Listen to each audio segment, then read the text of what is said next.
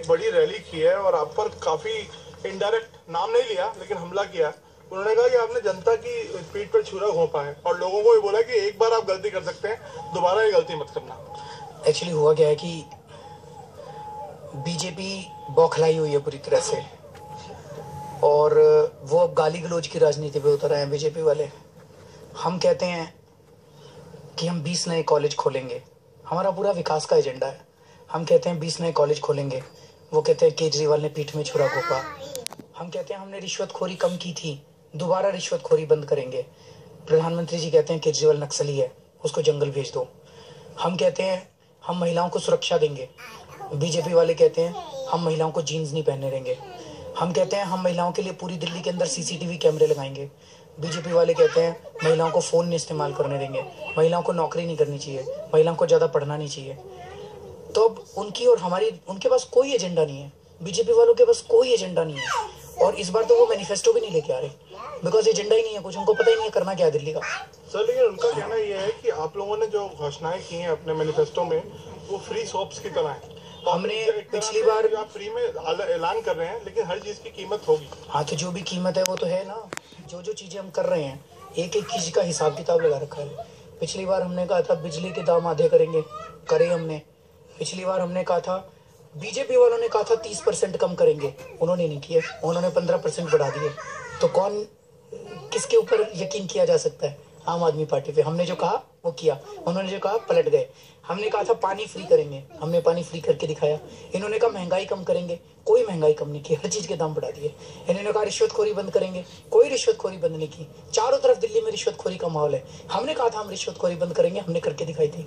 यकीन किस पे करे जनता? उस पे करे। हमने 49 दिन में इतने काम कर दिए, बीजेपी 7 महीने में कुछ नहीं कर पाई। क्यों नहीं कर पाई?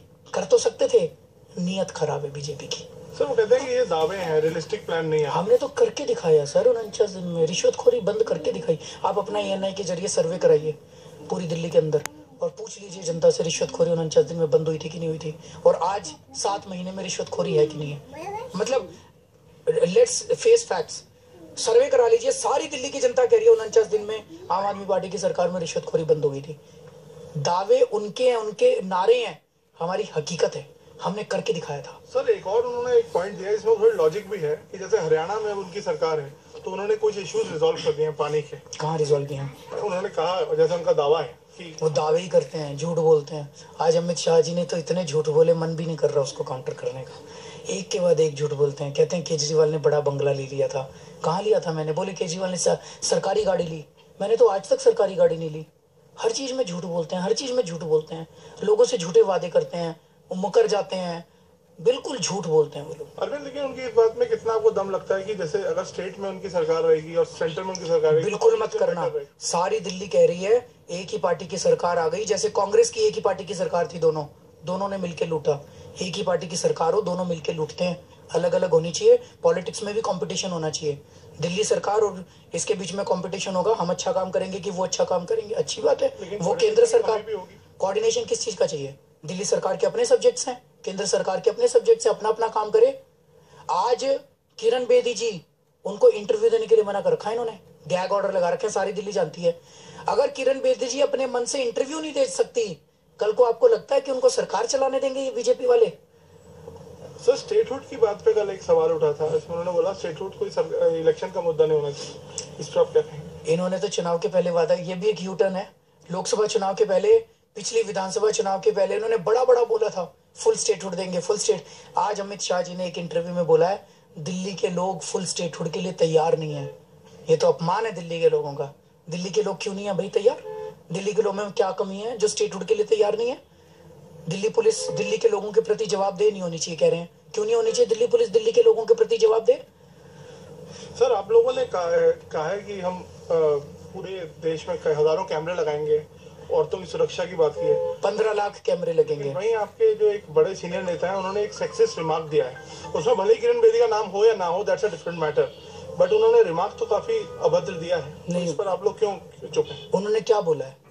उन्होंने ये काफी गलत शब्दों का इस्तेमाल किया। कोई गलत, मैं भी नहीं वहीं था, ऐसा कुछ नहीं बोला। मीडिया वाले बढ़ा चढ़ा के बता रहे हैं और बीजेपी वाले कह रहे हैं। उन्होंने कहा कि केजरीवाल को खांसी है, तो केजरीवाल की खांसी है तो आपको क्या करना है? केजरीवाल की खांसी से क्या लेना देना? उन्होंने कोई महिला का नाम नहीं दिया, उन्होंने कोई महिला का नाम नहीं लिया, कुछ नहीं बोला। इसको मीडिया वाले और ये जबरदस्ती बढ़ा चढ़ा के बोल रहे हैं। आप पूरी बाइट सुन लीजिए उनकी। तो आपके उनको क्लीन चिट दे रहे? Clean chit? उन्होंने कुछ गलत बोला ही नहीं है। क्लीन चिट की बात कहा, उन्होंने गलत क्या बोला है? देखिए, ये जो राजनीति है ना तू मैं की, कुमार विश्वास ने ये बोल दिया, उसने ये बोल दिया, उसने ये बोल दिया, उसने ये बोल दिया, ये मीडिया की टीआरपी के लिए तो ठीक है, इससे पेट नहीं भरता, लोगों का पेट नहीं भरता। लोगों का पेट भरना है ना, जनता के मुद्दे हैं जी। गोभी 40 रुपए किलो होगी, उसको ठीक कौन करेगा? इस पे चर्चा करते हैं ना। कुमार विश्वास ने ऐसा कह दिया, बीजेपी ने बीजेपी की सारी राजनीति केस करने में, शिकायत करने में, गाली देने में, इसी में जा रही है बीजेपी की सारी एनर्जी। हम 24 घंटे ये सोच रहे हैं कि भाई अब 15 तारीख से सरकार बनेगी दिल्ली के अंदर, हमें क्या क्या करना है, घर घर में पानी कैसे पहुंचाएंगे, बच्चों को शिक्षा कैसे देंगे, महिलाओं को सुरक्षा कैसे देंगे। 24 घंटे हम उसकी प्लानिंग कर रहे हैं। अरविंद, आपको क्यों लगता है कि दिल्ली में मोदी वेव काम नहीं करेगी? लगातार वो चुनाव का जो उनका जीत पे जीत हो रही है स्टेट में, दिल्ली में ऐसा क्यों आपको लग रहा है कि ऐसा नहीं होगा? दिल्ली में उन्होंने क्या डिफरेंट है दिल्ली में?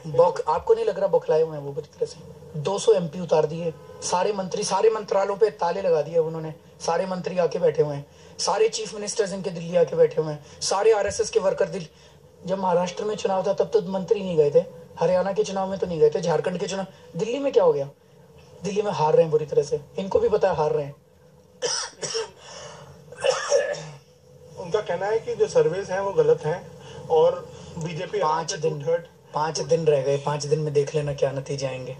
छोड़ दो ना सर्वे वगैरह को। सर, आपने कमेंट किया था कि हम पे स्टिंग ऑपरेशन हो सकते हैं। स्टिंग ऑपरेशन भी हो सकते हैं, प्लस कुछ फर्जी दस्तावेज बना के, मैंने सुना था कि कुछ फर्जी फ्रॉड कागज वागज बना रहे हैं ये लोग, और वो बना के ये स्टोरीज प्लांट करेंगे, ऐसा सुनने में आया था। बेसिस क्या था सर? बेसिस सर, जैसे आपके सोर्सेज हैं हमारे भी सोर्सेज हैं, हमारे भी जासूस हैं। आपको डिजाइन देखते हैं? क्या चीज? उनका कोई डिजाइन देखते हैं?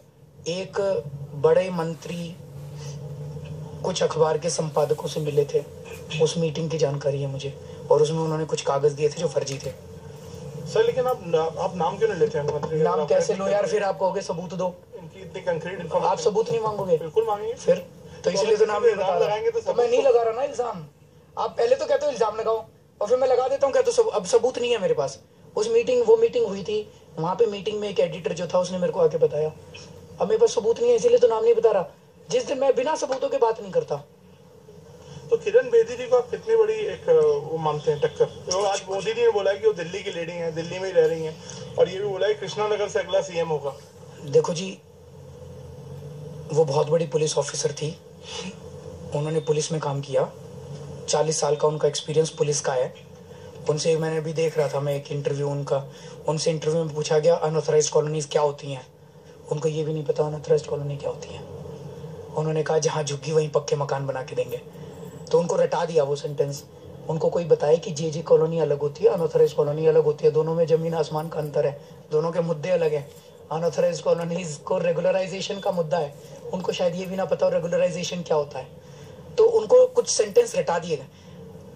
तो ऐसा व्यक्ति जिसको दिल्ली का नहीं पता, दिल्ली के मुद्दे नहीं पता, दिल्ली की जनता का नहीं पता, दिल्ली के एरियाज का नहीं पता, जनता ऐसा आदमी तो जनता अपने में से वो यहाँ रह रही हैं और आप कह रहे हैं उनको दिल्ली का नहीं पता। मैं तो वो इंटरव्यू देख रहा था सर, उसमें उनको पता ही नहीं अनऑथराइज्ड कॉलोनी क्या होती है। बताओ, आपने भी देखा होगा, मेरे को पता है आप समझ गए कौन सा इंटरव्यू मैं कह रहा हूँ।